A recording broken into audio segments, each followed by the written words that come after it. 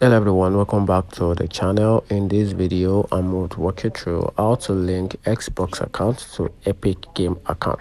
So to do that, you can link your Xbox account to your Epic Game account by just simply follow this simple step-by-step guide.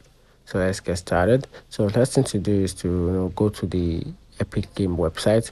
So to do that, just open a browser and visit the Epic Game account, then log into your Epic Game account. Then after that, you have to click on your profile name, which is at the top right, and select account. Then from there, go to the connection tab. Then after that, you're gonna have to link your Xbox account.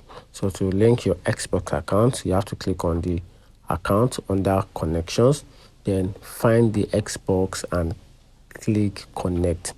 A new window will open, then click on link account, then sign in with your Xbox account, then confirm your connection. Then for next thing is to verify the link that is sent to your mail. Then open the link.